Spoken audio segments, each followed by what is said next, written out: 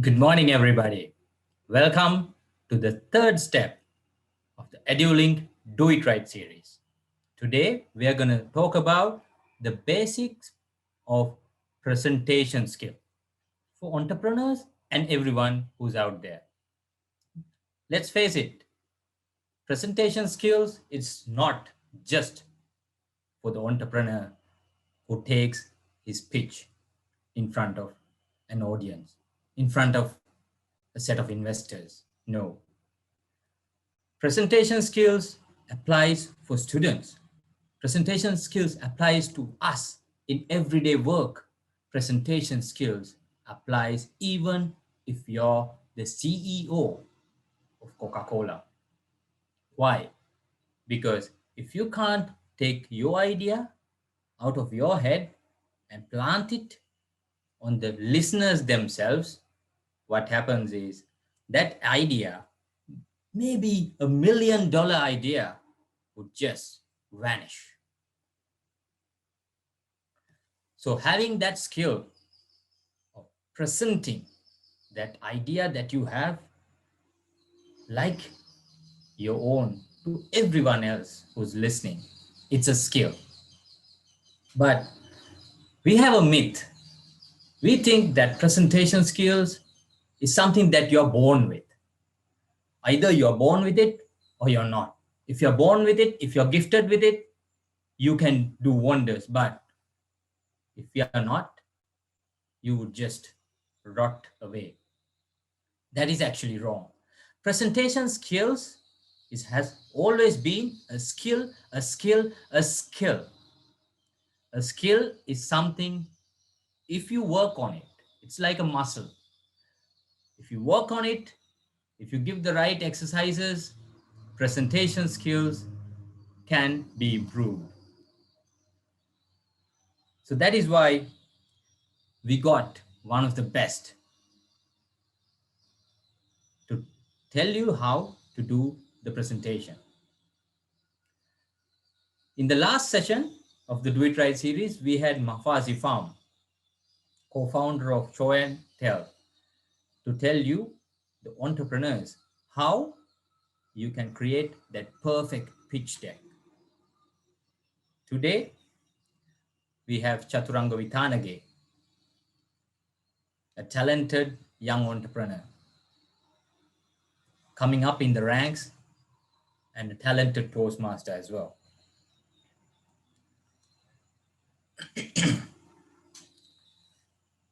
As he takes his journey through the entrepreneurial journey, we asked him to come and join and give his knowledge on the skills that he gained over the years as an entrepreneur, as a Toastmaster, and as a professional himself, to the budding entrepreneurs of Sri Lanka.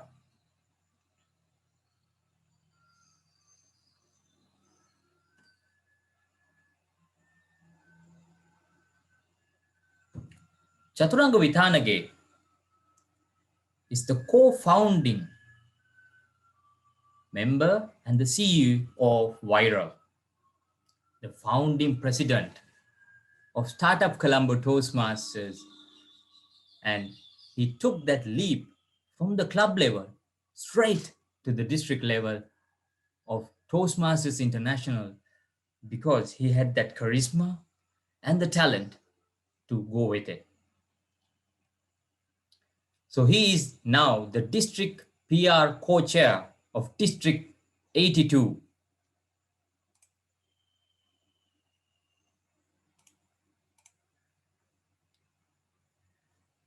He has his BSc honors in information technology, specializing in information technology, software engineering from SLIIT. The Gold Award winner for Best Final Year Research Project at SLIT Exco 2015. Merit Award winner at Treasury Technology category at NBQSA 2015. MIT Global Startup Labs alumnus 2015. Member of ICTA delegates to represent Sri Lanka at InnoFest Unbound in Singapore 2016. SIMA Launchpad semi-finalist in 2017. John Keel's ex-finalist in 2017.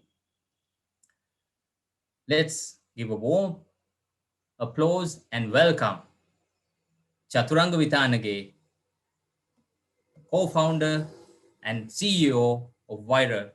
Chathuranga, over to you. Thank you, Achinta. Am I audible and visible? Yes, you are.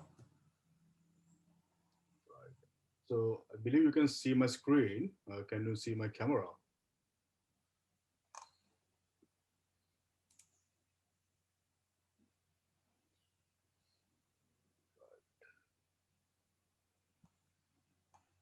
Okay, there I am.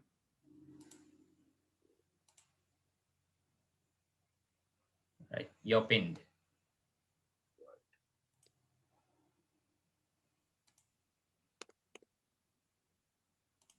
All right. Am I audible and visible? Yes. And is my screen visible also? Yes, I've pinned both. Okay, awesome. So I believe we are ready to begin then. Hello, everyone. I hope you're having a wonderful Sunday morning. And without further ado, let's take a look at presentation basics for entrepreneurs. First of all, I would like to thank you for waking up a little bit early today.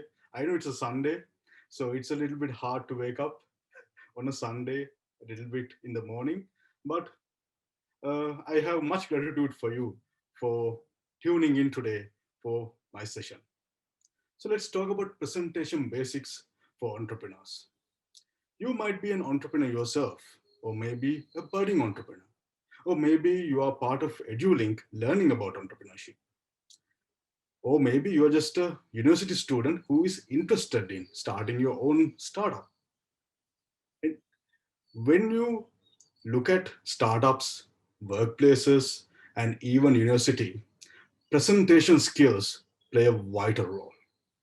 So I'm here today to help you to do is amazing presentations when you do your next presentation, and even take your presentation skills and take it to the next level. So I would like to start my session with a question. Do you have what it takes to give a great presentation? Do you? Yes, I'm asking you. So I would like to see your answers in the chat box below if you are tuning in via Zoom, or if you are watching us via Facebook Live, or you're watching us later on our recorded video on Facebook. I want you to comment and put your answer on the comment box or the chat box right now. I'll wait, don't worry. Wait, I can't wait for a long time. So I'm sure that you are putting in your answers right now. And it will make everyone wonder without even watching the video, why people are commenting yes or no under the video. So it's up to you.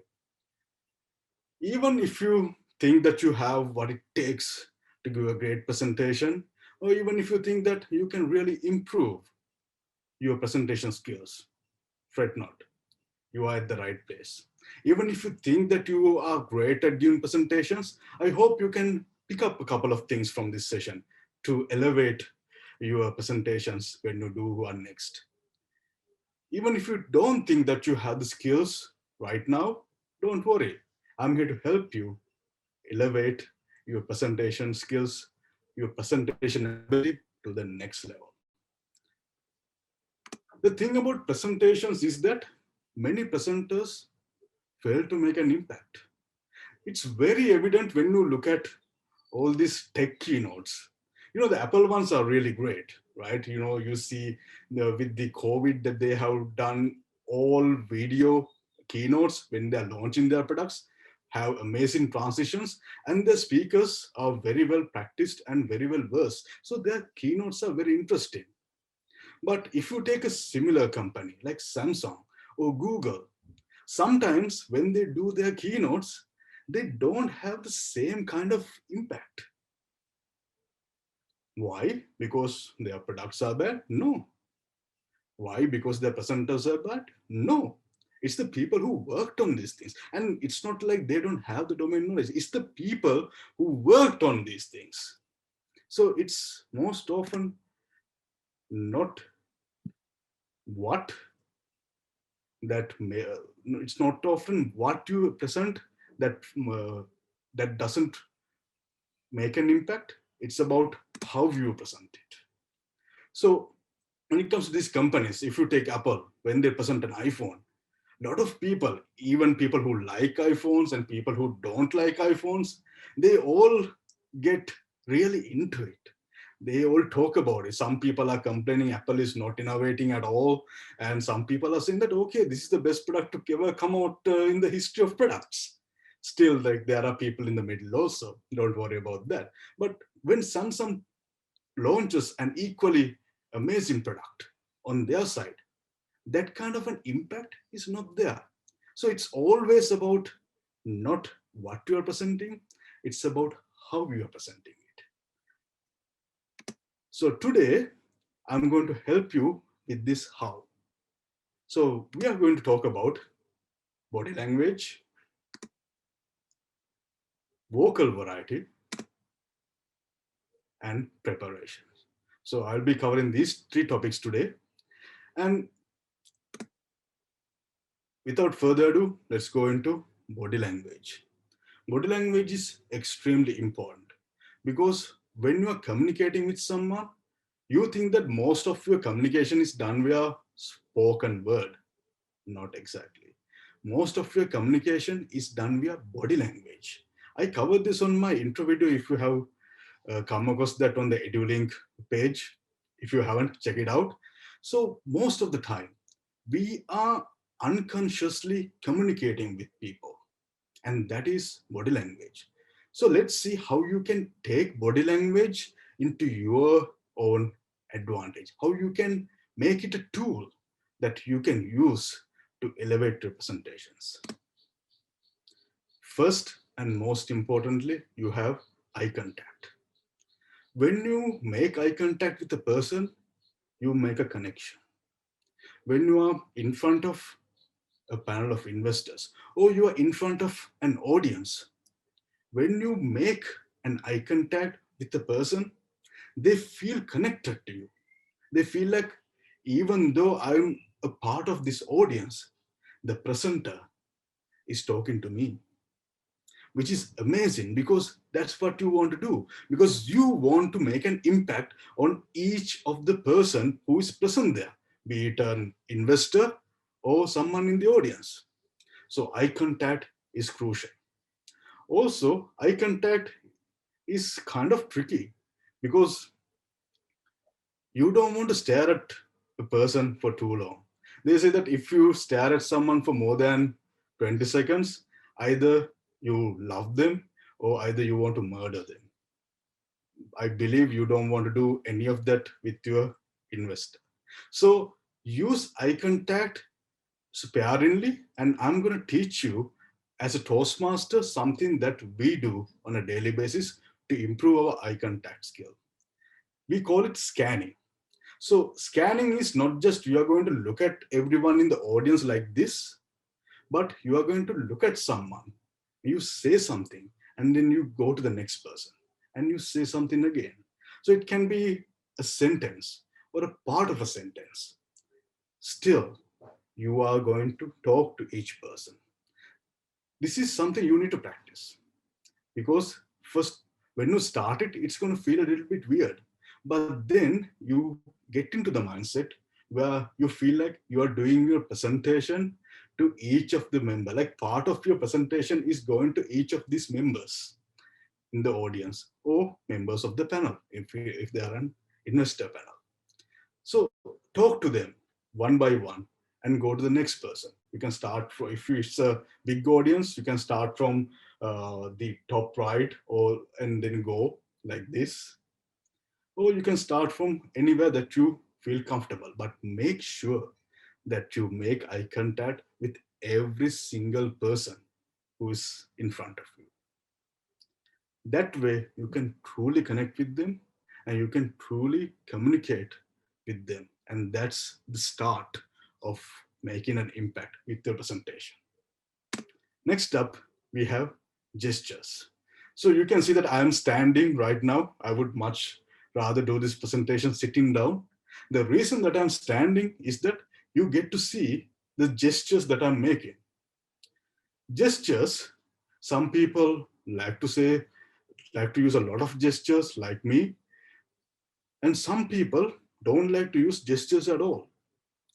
But gestures are very important. Gestures elaborate on what you are saying.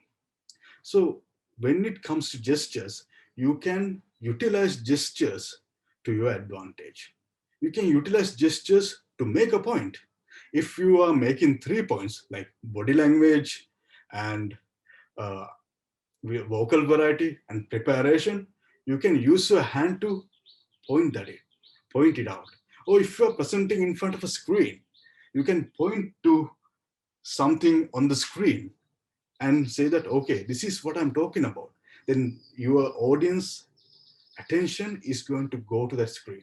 Wherever you point, people are going to follow. So use that to advantage.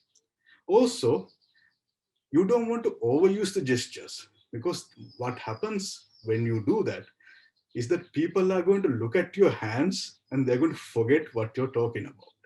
So use it effectively and sparingly. A way to do that is that when it comes to Toastmasters, one of our taboos when presenting is putting our hands in our pockets. So if someone is putting their hands in the pocket and speaking, that's a big no-no.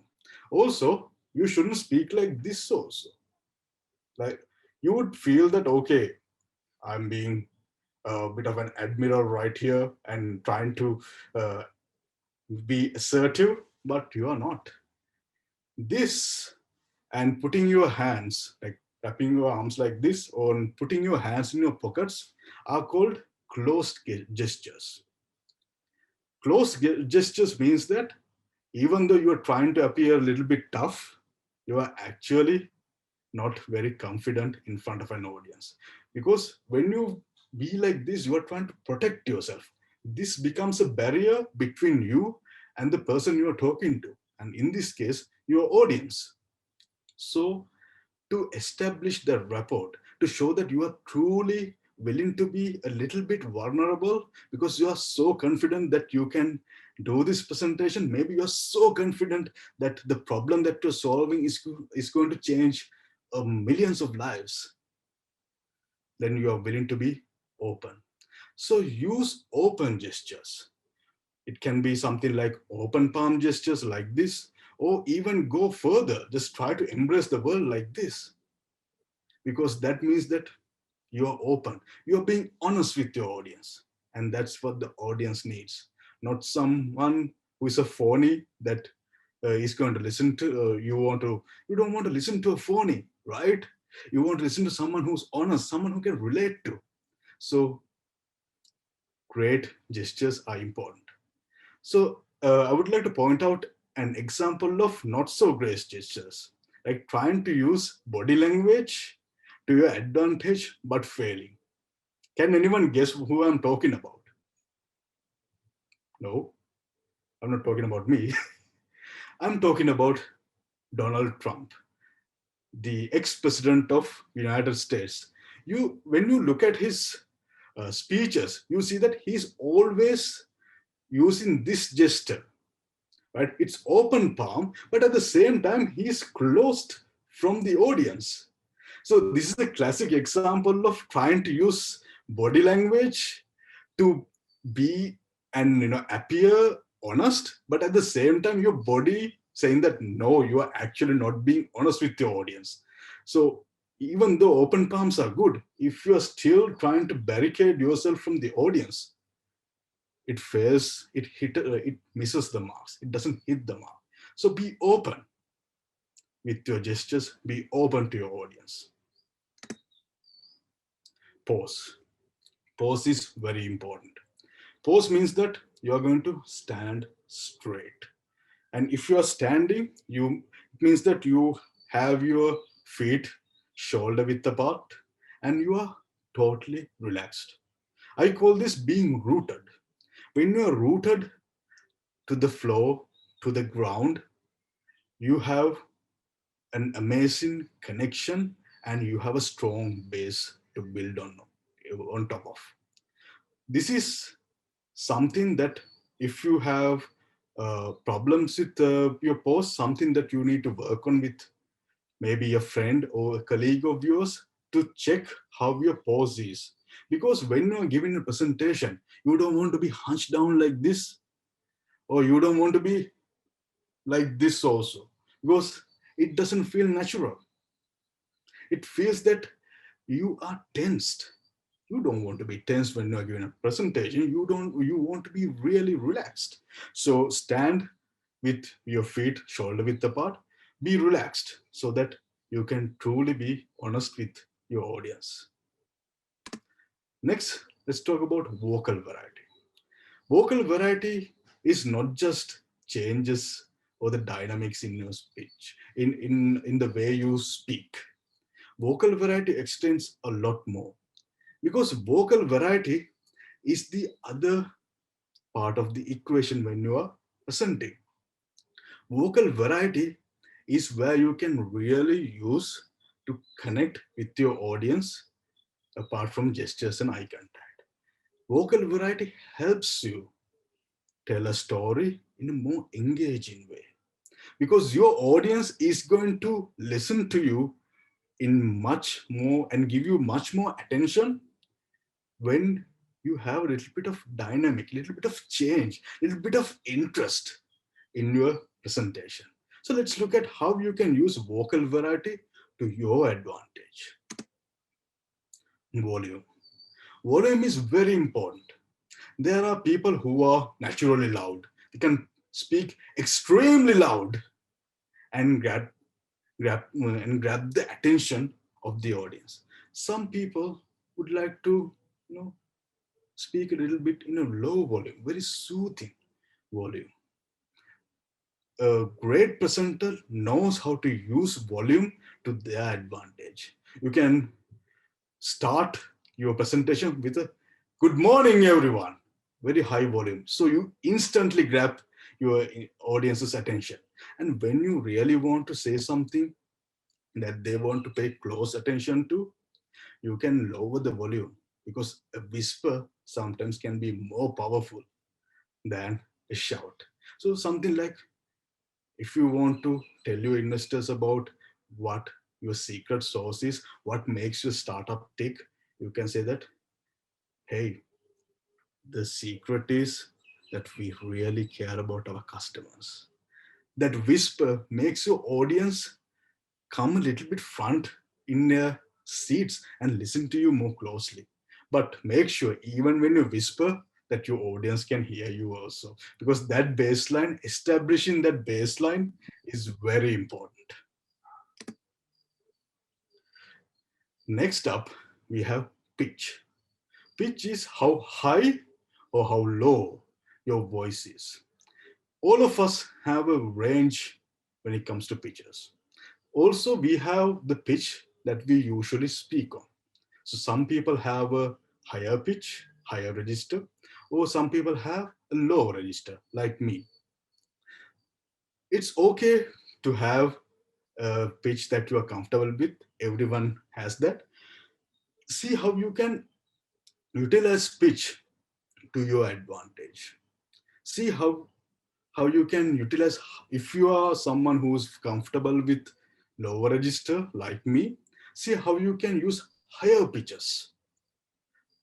And if you are someone who's comfortable with high pitches, see how you can use lower pitches, because that dynamic is going to add a lot of value and interest to what you're presenting. Pitch in on itself signifies excitement. So high pitches means that you are really excited about what you are talking about. And lower pitches means that you are being serious now. And you want everyone to listen to what you are speaking and what you're talking about and pay close attention. So, for an example, you can say something like, from this customer, the customer was extremely happy with our product. So, because he can double his revenue from the first month.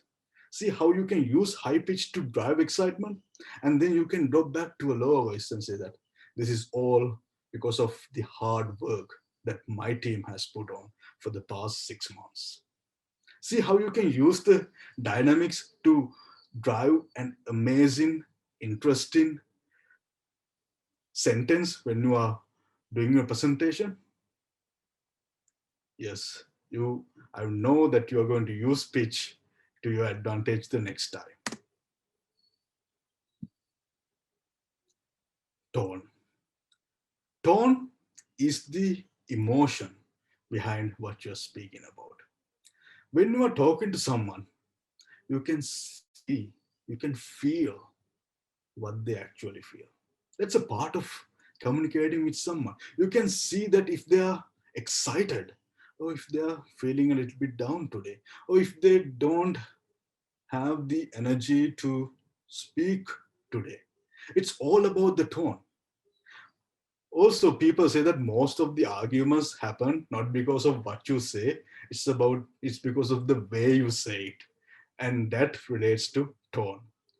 So when you are in front of a panel of investors, you want your tone to be confident, approachable, and at the same time, honest. Because honesty is very important when you're doing a presentation. It makes you relatable and it makes you human. And when that tone is matched with an equal amount of excitement about the problem that you're solving and what you bring to the table, that is a winning formula, my friends. So use tone to your advantage. And the only way to do that is to genuinely feel and be comfortable with what you're presenting.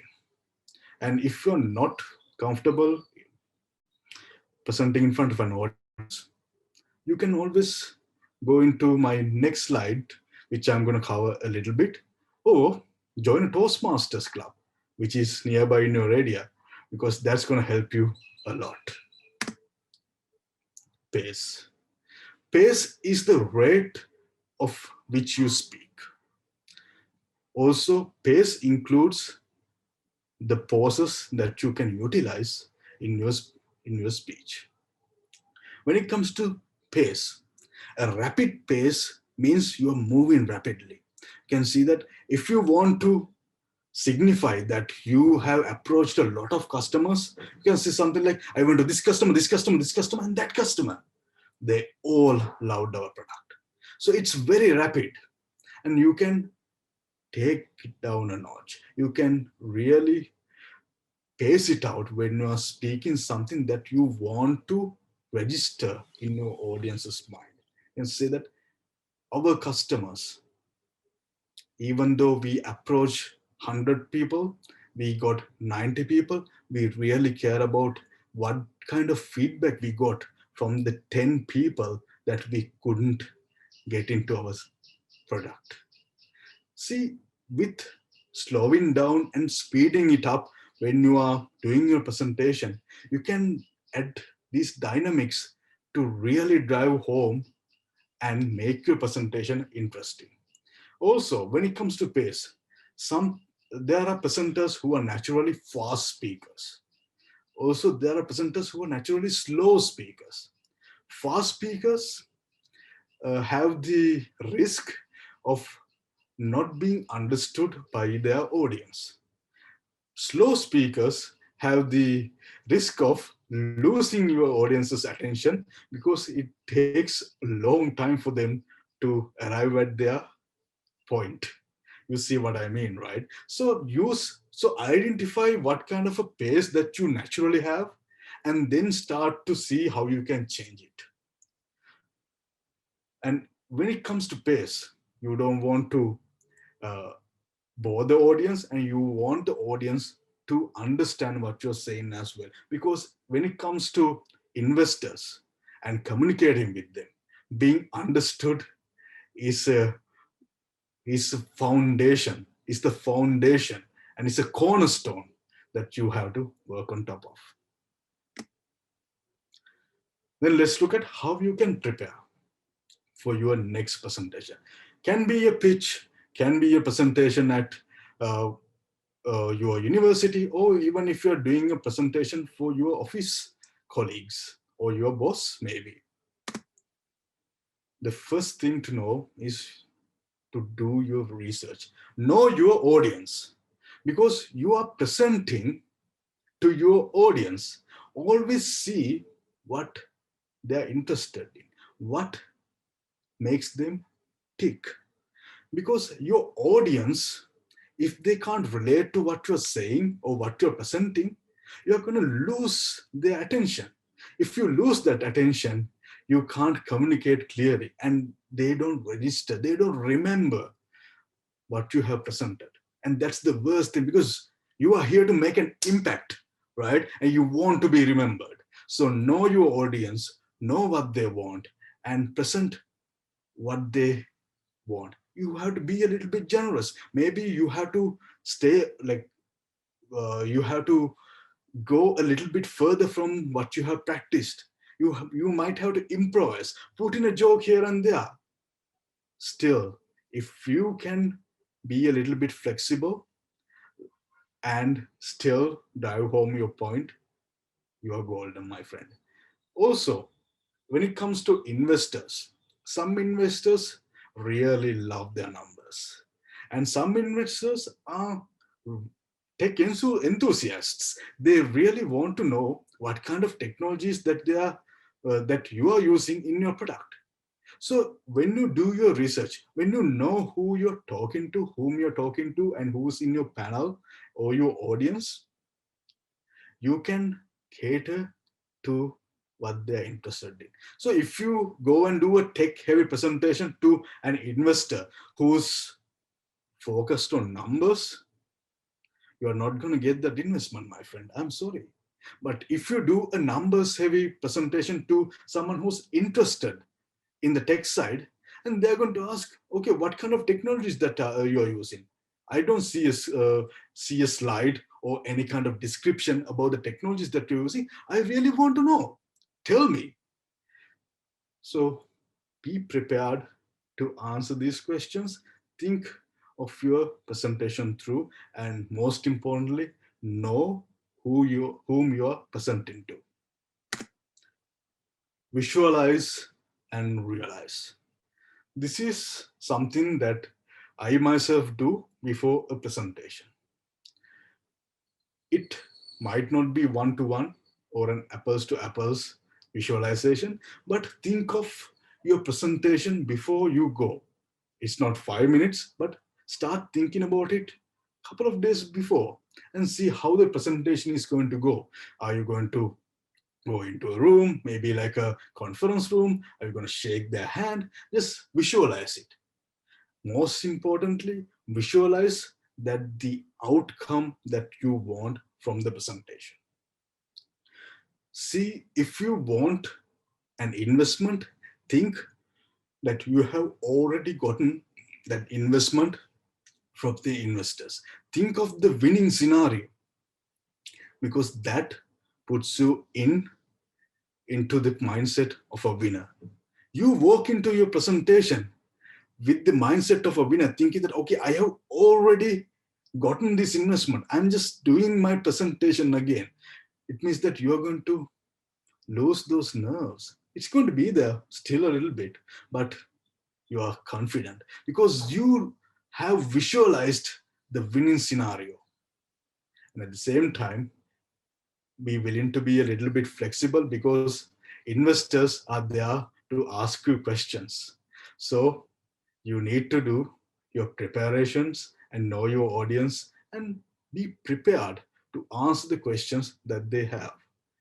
Still, have that winning mindset. Think that you have already won, you have already gotten the message out to the audience, and you have gotten the winning scenario in the bag. When you have that in the bag, when you go out there like a winner with a winning mindset, you are more likely to win, my friend. So try that next time when you do it. Last and not the least, practice. Practice and practice. It's so important that I had to write it thrice. When you practice, it doesn't mean that you have to stick to a script. Right now, I'm not using a script. I'm just looking at the points and I'm speaking from the top of my mind. So, practicing doesn't have to be, as I said, by sticking to a script. Some people are much more comfortable with sticking to a script. It's okay if that's your comfort zone. By all means, go for it. Sometimes all you need is a roadmap, the points that you are going to talk about in your presentation. Because let's face it, you already have the knowledge, you have gained the experience because you are an expert in this field. So have the roadmap, practice it, and see how you can present it, especially when you're working on your body language, vocal variety, things like that. It's important to practice it to really see how you can gauge these additional tools and you can use these tools to your advantage.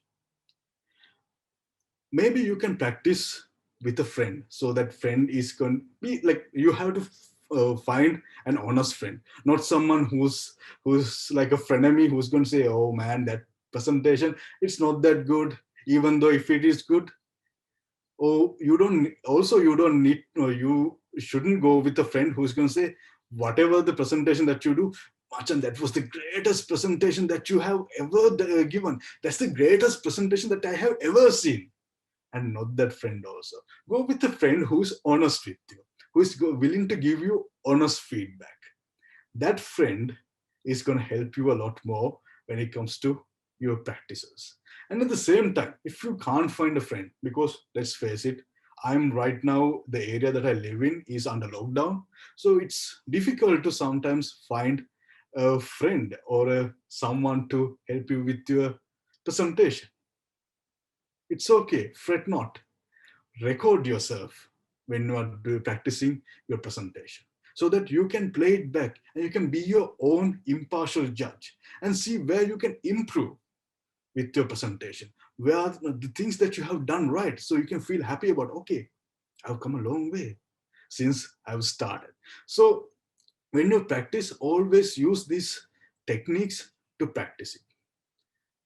At the same time, I would like to add a final tip, a final comment that I would like to share with my audience. All these things, what I talked about today, are tools. Tools are, if you take a screwdriver, you use the screwdriver to either tighten a screw or loosen a screw. Tools are meant to be used with the intention of what you have. So if you have a need, use the tool. But we don't go ahead and put the screwdriver on a pedestal and worship it, right? So in this case, don't use these tools because you have to use them. There's no hard and fast rule that you have to use these tools. Use them at your own will, at as needed.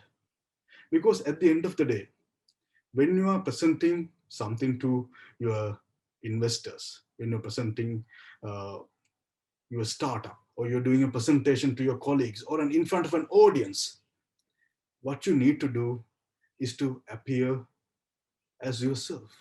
You need to be yourself, because yourself, you are the most relatable person that you can be to these people, the audience, the people that you're talking to. So be honest, be feel feel vulnerable, be willing to feel a little bit vulnerable in front of an audience, because that's where the real confidence comes from.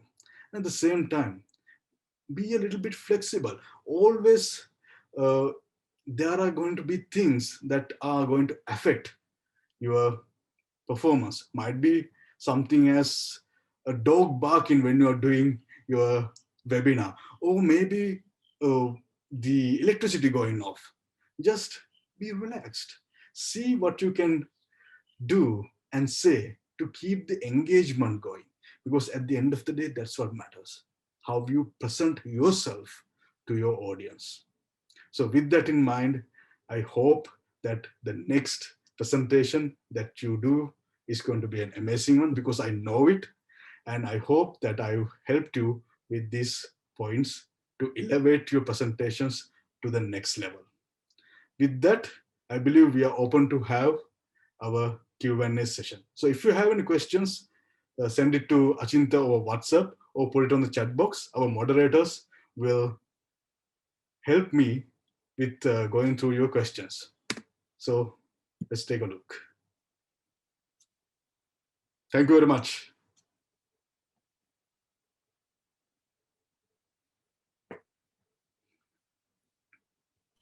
Achinta, over to you. Let's do the Q&A session.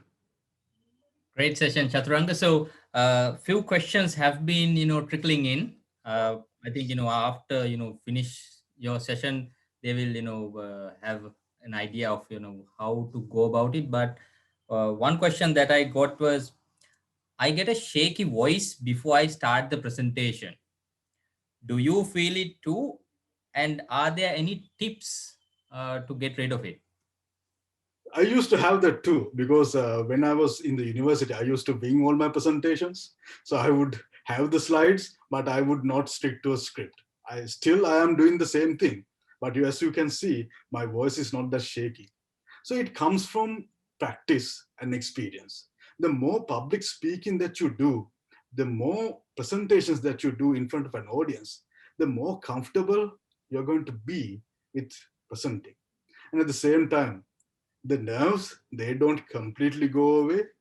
You just learn how to manage your nerves so that you can use the nerves to advantage rather than feeling nervous. The nerves will make you excited to present your message to your audience. So practice, practice, practice, and do more presentations because that's the only way that you can mitigate your shaky voice. Yes, I think that answered that question. So Rashmi is asking, uh, any tips to engage with the audience when we are presenting online? So I believe I did a little bit of a thing when I started my presentation. I started with a question, and I didn't make that question a rhetoric question where it just hangs around and makes you think. I wanted you to do something with the question. I wanted you to put your answers in the comment box. So that way you can really engage. You can really find out different ways that you can engage with the audience. So in this scenario, like when you're doing a webinar, you don't get to see who is in your audience. So you need to be a little bit more tactical about how you can engage your audience. So you can put a poll and ask a yes or no question. Or if you can see your audience, you can even ask them to turn on their cameras. If it's something that you can do in that particular session, you can just ask them to stand up, do a little bit of thing, because this web format, the online format, is not that different from talking to each other in real life. But the tricky part is you've got to figure out your way around it. So be creative and you can come up with amazing ways to engage with your audience. All right. So basically, a kind of follow-up question from my end to your answer. So even though you don't have to go into the answers that they give, let's say, you ask the question, how good a presenter are you when you started, right? So it doesn't mean you ignore them, but still you get them to engage, but you don't really, follow up straight away with that, because that is the engaging part that you want. You get them engaged, then it's kind of a hope that you get them to jump. Yeah, actually, so it depends on the format actually. So when it's a webinar, you can't actually have people ask questions and interact you with one to one, right? So that's why you need to ask questions in something like put the answer in the comment box. So that way you need to be prepared to answer the, like if it's a yes or no answer, you need to cover both answers because you don't get to see the answers in real time. If you can engage with that, the specific answers, that's better. But if you can't, have have uh, an engagement avenue for both the yes answer and the no answer. Okay. So that's something that you can work with, because it's as I've said, it's all about being creative. And when there are problems that are presented, there's always an opportunity to be a little bit more creative. All right. So we got another question. When we are presenting to audience, can I have interactive time to time with the audience? Basically, he's asking, can you like break it up and have an interaction session in the middle?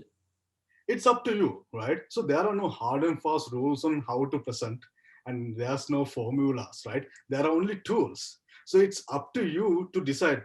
if if you are someone who loves to just do everything in one go and have that flow going, maybe it's not the best idea to engage with the audience each and every time. So maybe you want to complete your flow and then go into a Q&A session. Or maybe if you're like me, if you want to engage with the audience that much, and provided that we are not on a webinar and in real life, hopefully in the near future, so you can just engage, ask them questions. You can ask them how, like, did you understand what I'm saying? Do you want me to explain it a little bit further? If you can see that they're a little bit puzzled, so it's always pay attention to your audience. So that's why I say that you have to be a little bit generous, because everyone in the audience are here to listen to you. They are sacrificing their time. So you need to be able to be someone who's willing to take care of them, because you are here to give them something to take home. So be generous, see how they are going, and be a little bit empathetic, and try to be a little bit flexible in your what you're presenting, so that you can really relate to them, and that goes a long way. All right. The next question from Uma is tailor made for you, Chaturanga, because you're quite natural on stage. So he's asking, how do I switch from using a scripted presentation to present more naturally? Right. So that's a good question, because when it comes to scripts, I sometimes use scripts when I'm doing like a speech contest or participating in a speech contest or something like that. So most often than not, when I actually do my presentation, do my speech, I find myself deviating away from the script. So the script is not something like, it's set in stone that you have to adhere to. It's a guideline. It gives you the content that you need to talk about and present to the audience, but you do not have to stick to the script word by word, because the thing is that that puts extra pressure on you as a presenter.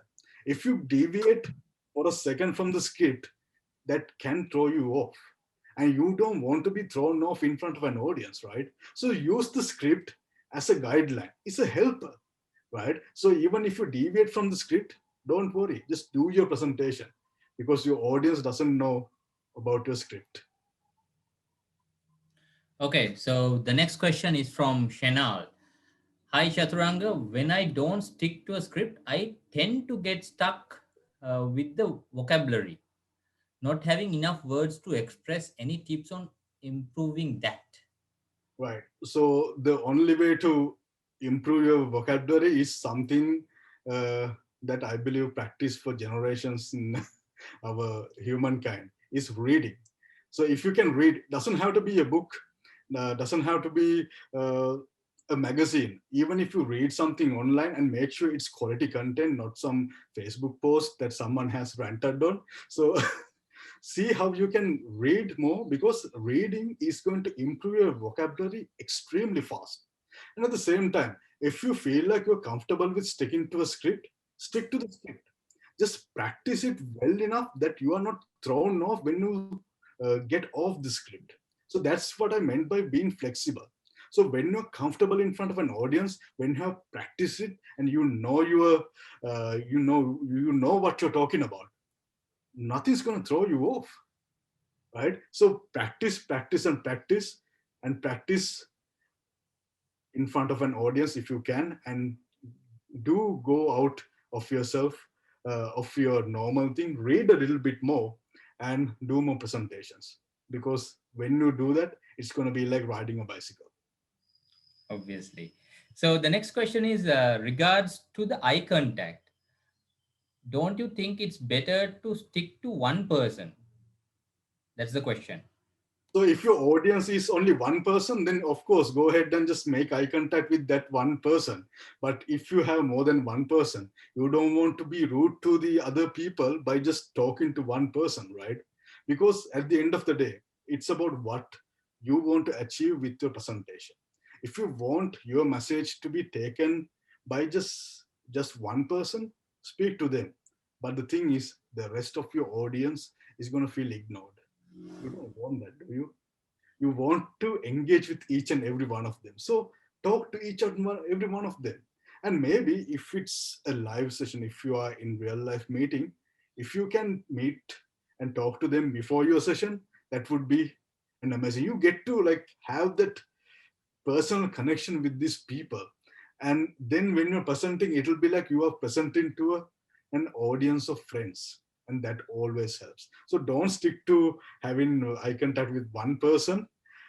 Try to look at everyone, try to connect with everyone, try to have that conversation going with everyone in the audience. And if only exception is that your audience is just one person. I have a bit to add to that as well. If it's a physical meet in Chaturanga, what I usually do, I pick out few people from different parts of the audience, and if I'm a bit uncomfortable looking into straight into their eyes, I look into their forehead. So that gives the impression for that person that I'm looking at him or her. But if I'm a bit, wobbly inside, I don't need to like look it straight into their eyes. But if it's online meeting like this, the webcam is the only friend you have. So straight away look at the webcam.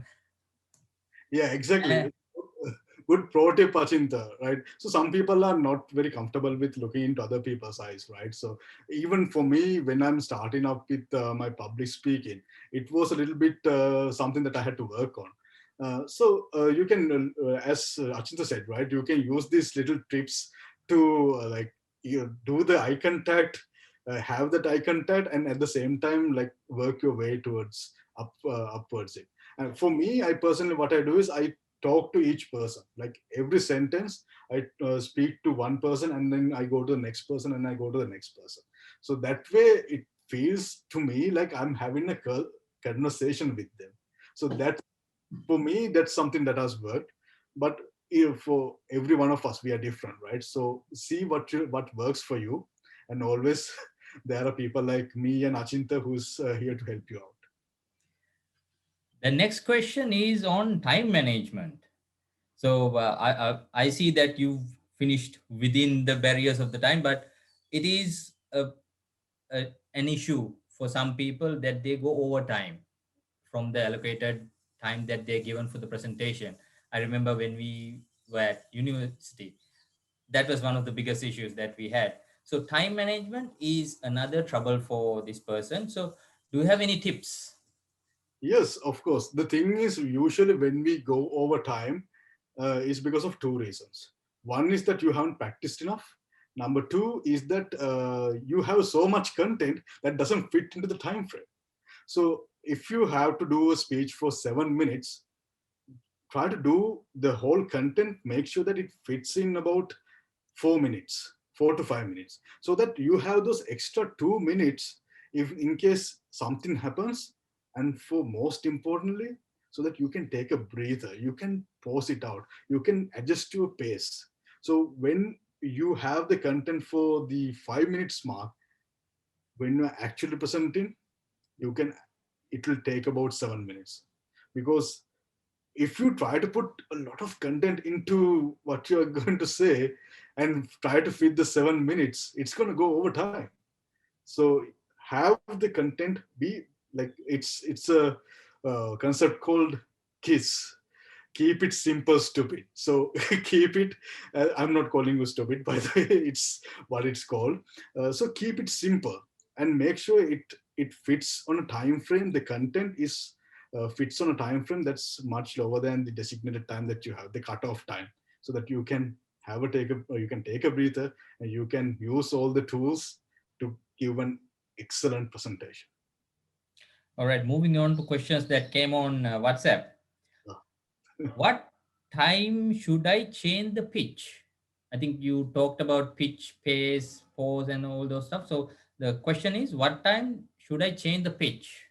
So it's about using pitch to your advantage, right? So when it comes to pitch, high pitches means that you are excited. So when you want the audience to be excited with you, you can use a high pitch. And you can use a low pitch or a lower register to really drive home a point, because they're going to listen so closely when you are when you are talking at a lower register. So those are the two things that you can use the pitch for, unless you're singing. All right. So the next question is how to practice body language. So there are a couple of ways, right? Either you can use a friend who is honest with you, or you can use a video camera to record yourself, and at the same time, or if you have like a full body mirror that you can use, you can go in front of the mirror and practice. So for me personally, I don't uh, necessarily put a lot of focus on my own body language, because for me it comes naturally, because it becomes a part of you, becomes a part of your expression. So it's about what you are feeling inside and what you want to communicate to the audience. So the body language essentially follows. With a mirror or a video camera or a friend, it really helps you to like get that feedback and see it in real time and practice. So all these good neat gestures that you can use it effectively. All right. The next question is how long should I present? So it depends on the context, right? So for a pitch, it's about 7 to 15 minutes. So if it's like a contest, it's about 7 minutes for the pitch, and then I believe the rest is for Q&A. So it depends on the context. Like if you're doing a speech, it's usually 5 to 7 minutes. Um, so it really depends on the time constraints that you have. So if you don't have a guideline, try to keep it as short as possible. So you don't want to do a presentation that can be done in 15 minutes for 1 hour, right? There's no point of dragging it out. So if there are no guideline, try to keep it simple and just get to your point, and at the same time make it very interesting. But if there are a guideline, it's there. Like how long do you need to speak for? Then follow that guideline and make sure your content fits in a less time frame than what the cutoff time is. All right. So the next question is quite related to you and me as well. So what is this Toastmasters that you talked about, and do you have a club? Yes, my club is Startup Colombo Toastmasters Club. So our home base is our partners at Hatch. So the thing is, with the pandemic, we are doing just with like any other Toastmaster club. We are doing our meetings online, and to take it off from here, I'm going to hand it over to Achinta, who is also he's been a Toastmaster for much longer than I am. So Achinta, describe what Toastmasters is to the audience. This is called passing the ball. So, so Toastmasters is a volunteer organization that helps people in their public speaking and leadership. There are many avenues that Toastmasters are involved in, and for me personally, Toastmasters has taken my presentation skills, my personality, my leadership to the next level. And if you take Toastmasters, it's a self-paced program also. You get people like Chaturanga, who's like really advanced, and you have novice people, amateurs, middle level people. So they all move at the pace that they are comfortable in. So it's a very good program. Our club is Startup Colombo Toastmasters Club, and if you want to have a look see or have a meeting as a job as a guest, please either contact Chaturanga or myself. We'll be happy to help you out. And there are clubs all around Sri Lanka. So unless you're in a very remote area where a club might not be within 25-30 kilometers, but in Colombo itself there are plenty and more clubs available. uh, all the districts, I think, pretty much has a Toastmaster club somewhere. So do check out Toastmasters, because it really helps you take yourself to the next level. All these tips that Chaturanga is talking about is based on the Toastmasters training that he and I have benefited from.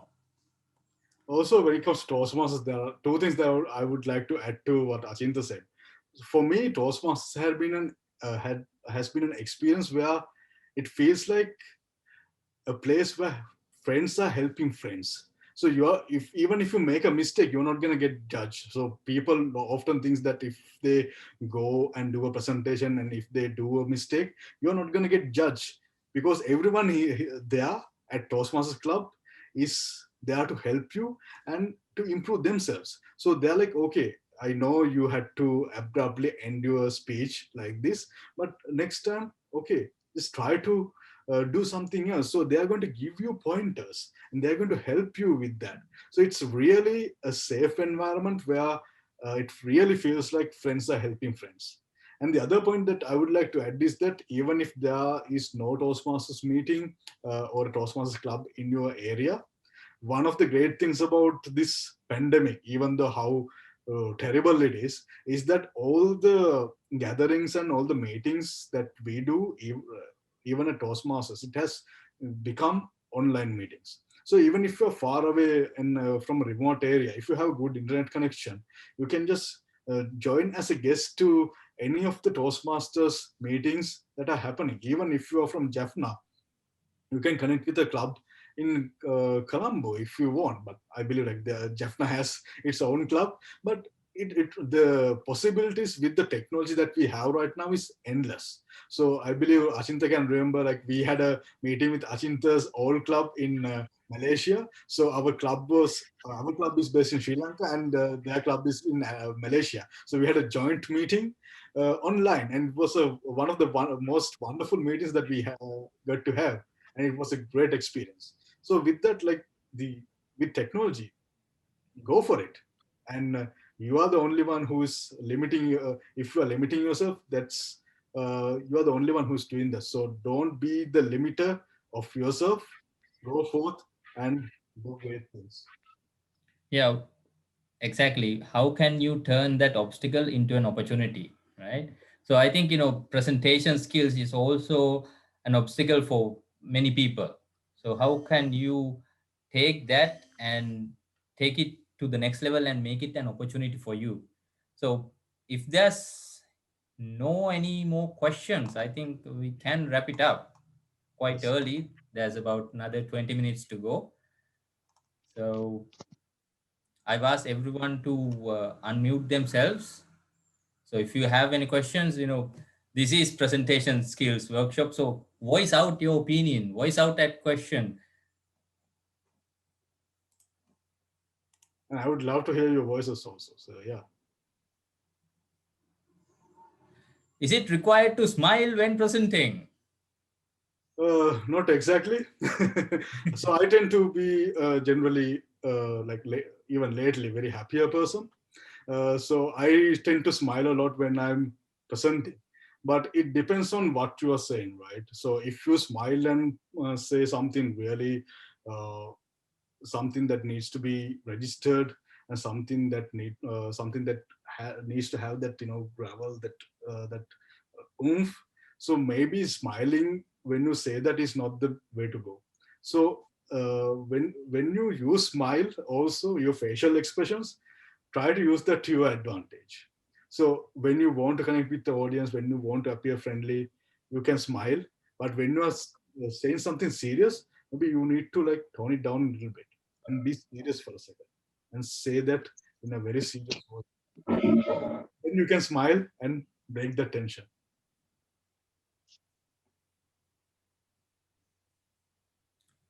There's a comment.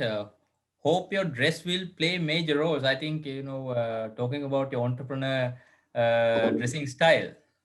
Uh, for me, I always wear like a t-shirt and jeans. That's my go-to. It really depends on like who you are as a person, right? So if you're comfortable with like wearing suits or a shirt, go for it. And if you're more comfortable with wearing a t-shirt or something, it also depends on what kind of presentation that you do and what the audience that you're presenting to. So you might not want to wear like a very colorful t-shirt to an audience of investors, so might throw them off unless you are selling that t-shirt. Right. So it really depends. So it for you, like my greatest, like the advice that I can give you is that be yourself, be comfortable in your own shoes, because at the end of the day you don't want to be someone else, because you are the one who's unique. So be that person, be the unique person, and present yourself to the audience, and make sure that the audience's uh, needs and their intentions are met also. So be a little bit mindful about that. uh, I would add the simplicity aspect of having one dress code, just like Steve Jobs had. So if you could explain that as well, because there's a bit of context of wearing one suit, right? Yeah, so for me, it's like a uniform. I wear black t-shirt and jeans. That's my go-to, especially when it comes to like my startup and startup related stuff. So it's one part. It's not having to choose what I need to wear in the every morning, so that I can just pick up a black t-shirt and a jean, and I can wear it. So it takes one decision away from me in the morning, which I have to worry about. And also it helps you be consistent, right? Then everyone, like people think that, okay, if you wear the same thing, either you have like one t-shirt and one pair of jeans, which is not the case for everyone around here. Like even if you wear like a uniform, you have multiple pieces of clothing that you can go to. And at the same time, being consistent really makes you stand out for some reason, right? So when you wear like different clothes, people are like, okay, if it's something good, people will comment on it. You're wearing something great. But if you wear the same thing, there people are going to notice that, okay, he or she wears the same thing. It's being consistent. That's going to link your personality with that. And it really, like, if that's who you are as a person, and that's the clothes that you feel the most comfortable with and in, that really have, like, goes into creating your brand. And then people instantly recognize you. This is that guy. Because at the end of the day, first and foremost, it's about being comfortable in your own skin and what you wear. At the same time, the added benefit, the cherry on the top, is that, okay, the consistency is really helps you with getting recognized with people. Okay, the next question is a very important question. If two presenters are presenting, what is the best way to pass the conversation to the other party? And the second part of that question is also, what is the best place to stand? Both sides of the presentation or stand together? That's a very tricky one, because I personally haven't done many presentations involving two people. So what I'm not going to comment on where you are going to, like, what is the best place that you're going to stand, because I'm not an expert on that. But when it comes to handing off, it's something both of you need to practice, right? So you need to know the handing off point is, right?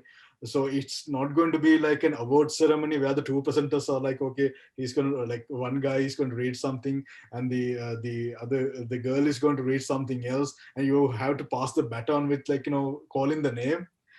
So it feels a little bit awkward in that particular scenario. But to make it less awkward and feel natural and flow really very naturally, both of you need to practice it. So each of the hand of points. So maybe uh, one section is described by one person, and then once it's finished, the other section is described by the other person. Also, don't say something like, okay, you say one sentence and the other person says one sentence, and then you go, because what happens, the audience is going to go like this. And probably get neck cramps. So you don't want your audience to go through that. So have sections where each of the presenters are going to cover, and practice showing that it feels natural and the flow. natural to.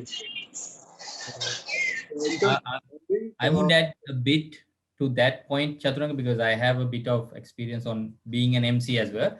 So, a two-person presenting experience on a stage, as you quite rightly mentioned, it's pre-rehearsed. It's never, on the spot. So, when it's pre-rehearsed, we work on a script. So, this part the girl will say, and this point is where I pick up, right? So there is a designated handing over point. If that point is missed by the other presenter, you have to manually hand it over. So, Chaturanga, what do you think? Something like that would give a small nudge to the other person. Okay, wake up, you're on now, right? So then again, where you stand, if it's on a stage, obviously you'll be both using the podium. But if it's a kind of an interview based, like a stage where you are having an interview, try to, space them out where they could naturally have a conversation, face the chairs, tilt it a bit so that they look at each other as well as they can easily connect to the audience in the audience. So that is how you stage them. And even though you said you haven't done 2% of presenting, this is 2% of presenting here going live. So I would ask the question, you would answer it. Then, active listening is the key here. So when you finish off your point, I need to listen actively to the point that you are saying and take a leaf out of that point, then make a sentence or, start my next sentence with that so that the flow is there and continue like that. So I think Udaya, your two presenter question is answered, and he does have another follow-up question. If one person doesn't explain their part properly, if you feel like the crowd didn't understand, is it okay to re-explain the same content? Example, in sales presentations, is it unfair by the other person? So I think, if the point has not been addressed by the other person, it's up to you to make sure that the point has gone across. Because the whole point of having a presentation is to take some point and convey that point to the other person, right, Chaturanga? So in this case, I would say that it really depends on the relationship that you have with the other person. So if it's a very understanding relationship with the co-presenter that you have, you can say that I would like to further elaborate, or I would like to add to that point, something like that, right? And or maybe if you can communicate with them, right? If they don't feel like the audience is not understanding them, maybe you can step in and say, but it really depends on what kind of a relationship that you have with the your co-presenter. If it's something like they don't want you to disturb their flow, they don't want you to add, maybe you should like talk about this, whether what would happen if something like this happens, right? What you are doing, so that when you are going to the presentation, you both go uh, in with an understanding where like each of you are there to help each other and help the audience. So with that aspect, I believe you can really, uh, even if someone misses something, then you can step in to save the day. Yes, the mutual understanding is very important. Then, how important are facial expressions? Facial expressions are very, very important, I would say. So the thing is, like, facial expressions are not something uh, you can easily control. Gestures are much more easily controlled. So for your facial expressions, it really uh, goes back to the tone and the emotion behind what you are saying. So if you want to say something serious, your facial expression, it automatically becomes a serious expression. So if you want to say something funny, it automatically becomes a very whimsical facial expression. So I would say it's very important, especially in this online platform, because you don't get to see the person that much, see the person's like the whole body that much, because you're looking at the face primarily. So it's as long as you have that emotion behind what you're saying, the facial expressions are going to follow. So you don't have to fake it.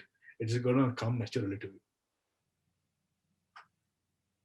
All right, Chaturanga, I think we've come to a natural conclusion. Oh, no, Yeah, there's Mukesh. one more question. Should I have a sound knowledge of English to join Toastmasters Club? That's a bit of a tricky question because Toastmasters Club is like the medium is English, so we converse in English. We do our speeches in English. The thing is, like, you don't have to have a really like a very sound knowledge of English to join a Toastmasters Club, but Toastmasters Club is not a place to learn English. So a lot of people get that wrong. So if you come with the intention to learn English at a Toastmasters Club, you're not going to get the your time's worth, because what we focus on is public speaking and leadership. But don't like make English a barrier, right? So even if you want to try out like Toastmasters Club, even if you don't feel that you don't have a sound knowledge of English, don't worry, just go and see, right? Experience it yourself, and then you can decide, maybe I should, when I do Toastmasters, I should work on improving my English with going to another class or something. So you can decide for yourself, right? But don't let the knowledge of English that you have, the level, because I'm not a like we are Sri Lankans, right? English is a second language for most of us, even for me. Uh, so it's about like doing things that are a little bit uncomfortable, like beyond your comfort zone, because that's the only way that you're going to grow. Otherwise, you are going to be safe and cocooned in this one space, and you are essentially in a cocoon. You're not going to blossom into a beautiful butterfly. True, true, true. Adding to that point, Chaturanga, we've pretty much everyone has got that 13 years of education from our education system. So English, even though we think it's something foreign to us, we've grown up listening to English songs, English channels. uh, English is there, it's just that we don't tend to express it as much we do our mother tongue. So when we join a Toastmasters club, that aspect of English becomes second nature, and you do grow. I quite correctly agree with you. It's not an English class. So if you're coming only to learn English, the grammar, the tenses, and all, that's not going to work. But when you're there, because we converse in English, naturally, that part will enhance and grow. The more So you speak English, the more you are comfortable, you're going to get comfortable with it. Like with public speaking, the more you do, the more you're going to be experienced and be comfortable with it, like as in anything. So see how you can like come for a Toastmasters meeting, just drop in as a guest and see for yourself, and maybe you'll pick up one or two things from that only interaction. So yeah.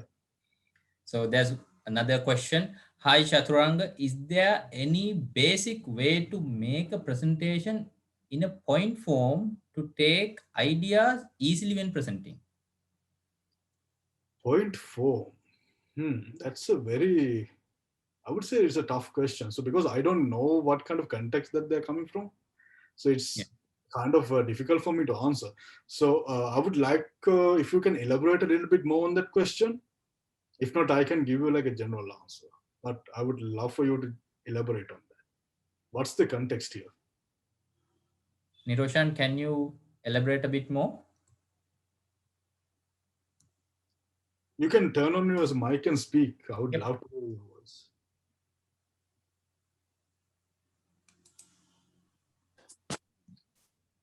Hello, Mr. Chaturanga. No, no, no. Actually, actually, I need a general elaboration, not very specific, like uh, yeah, some general idea.